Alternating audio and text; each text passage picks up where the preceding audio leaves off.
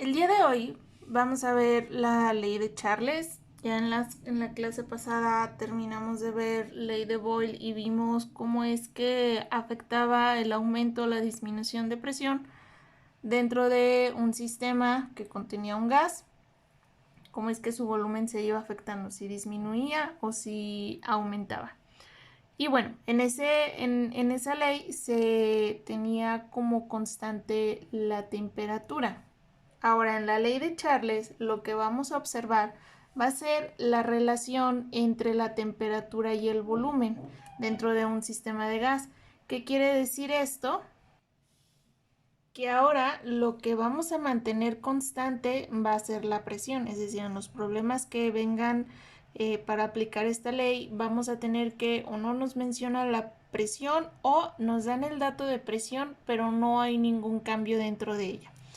Ahora, ¿cuál sería el fundamento de la ley de Charles? Es que dice que a presión constante el volumen de un gas es directamente proporcional a la temperatura.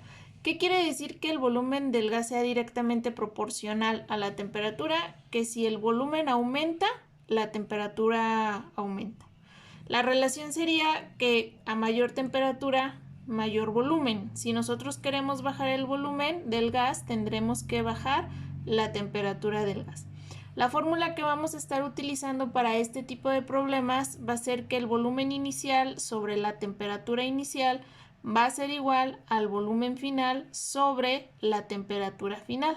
Y aquí les pongo lo que significa cada una de los componentes de la fórmula. B1 es volumen inicial, T1 temperatura inicial, B2 volumen final y T2 temperatura final.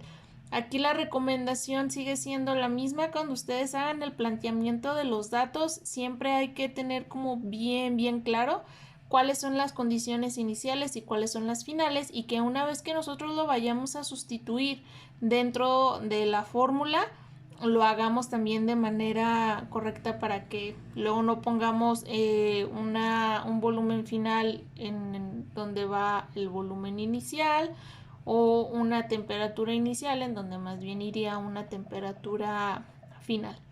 La manera de despejar esta fórmula también es relativamente sencilla. Si nosotros queremos despejar el volumen inicial, pues le está estorbando una temperatura inicial que si está dividiendo, pues va a pasar arriba multiplicando. Si nosotros queremos despejar una temperatura final, en este caso el despeje, la manera más fácil sería de la siguiente manera. Tengo mi fórmula y entonces voy a despejar temperatura final. Lo que voy a hacer es pasarlo primero multiplicando con el volumen inicial, temperatura 2 por volumen 1 sobre temperatura 1 va a ser igual a volumen 2. Y después, ya para hacer el despeje de temperatura 2, voy a hacer el siguiente cambio, que sería temperatura 2 igual a esto que está dividiendo, va a pasar multiplicando, entonces volumen 2 por temperatura 1, y este que está dividiendo, que está multiplicando, va a pasar dividiendo sobre volumen 1, y así ya quedaría despejada temperatura 2. Lo mismo si yo quisiera despejar temperatura 1, haría el mismo procedimiento.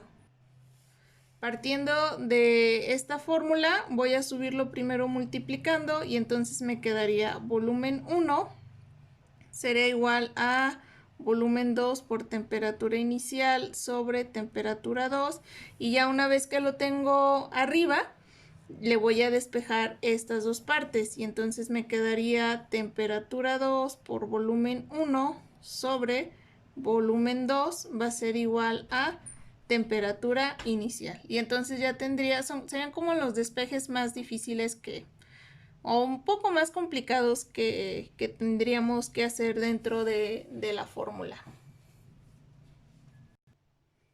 Ok, el primer ejemplo dice, un globo aerostático no, pero todavía no les explico lo demás. A ver, antes de ver los ejemplos.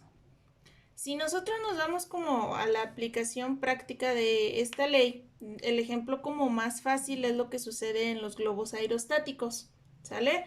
En donde si como cuando han ido al Festival del Globo, que está el globo ahí todo así extendido, aguado, y entonces le empiezan a aplicar calor porque todo el aire que se encuentra dentro del globo, al momento de que tú le vas aplicando poco a poco calor, pues este va aumentando su volumen. Y si se fijan, la presión no ejerce, no hay ningún cambio de presión sobre el globo, a no ser, bueno, que subiera como muchísimo, muchísimo, muchísimo.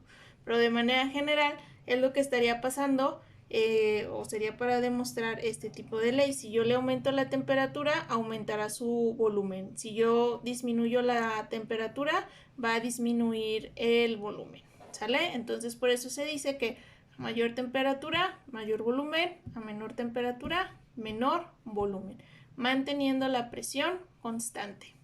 Ahora sí, vámonos a los problemas. El problema dice: un globo aerostático contiene gas argón a 20 grados centígrados y presenta un volumen de 20 litros. ¿Cuál será el volumen si aumentamos la temperatura a 80 grados centígrados?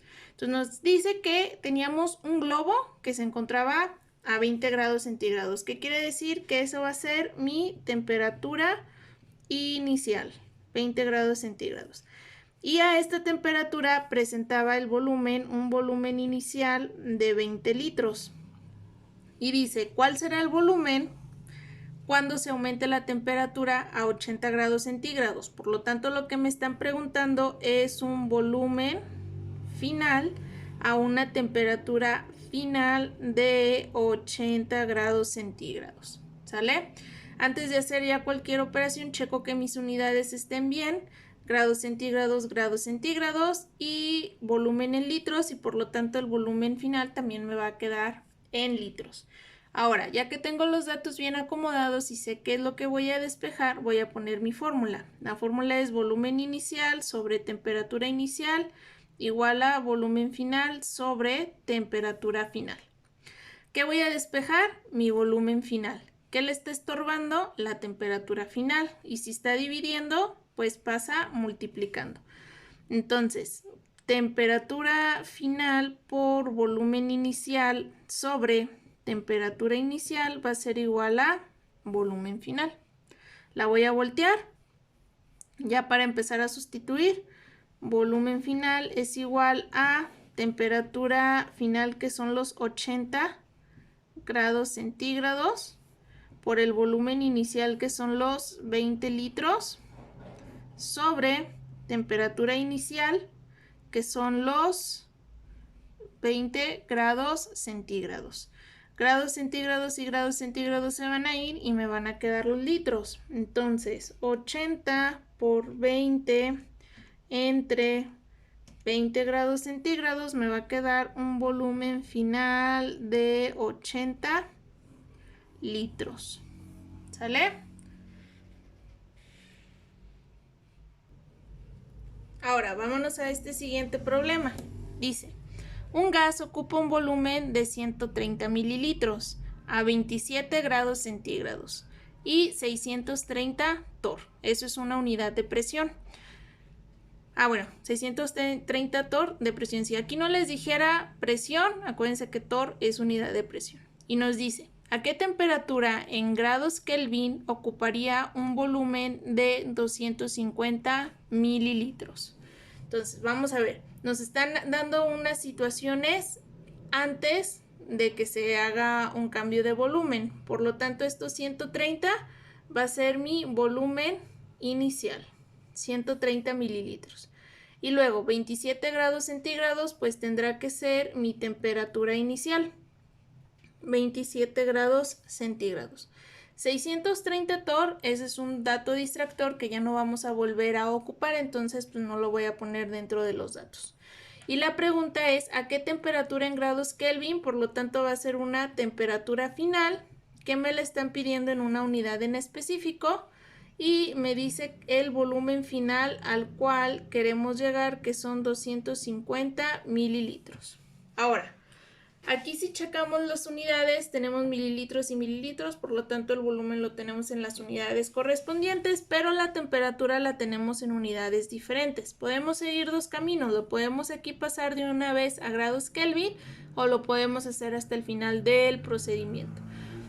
Yo les recomendaría hacerlo todo en las unidades en las que no lo dan y hasta el final aplicar la conversión.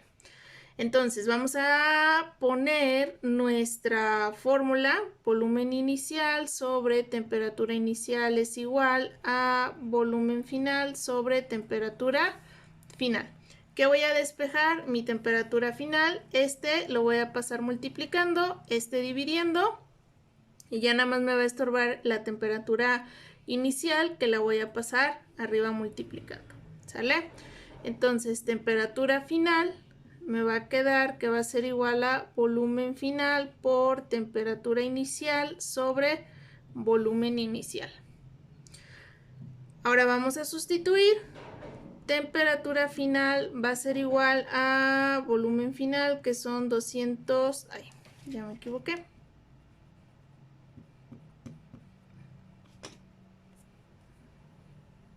250 mililitros. Mi temperatura inicial son 27 grados centígrados sobre mi volumen final, que son 130 mililitros. Mililitros y mililitros se van y me van a quedar grados centígrados. 250 por 27 entre 130 me va a dar 51.92 grados centígrados, y para pasarlo a Kelvin acuérdense que se le suma más 273. Más 273 me da 324.92 grados Kelvin y ese sería mi resultado. ¿Sale?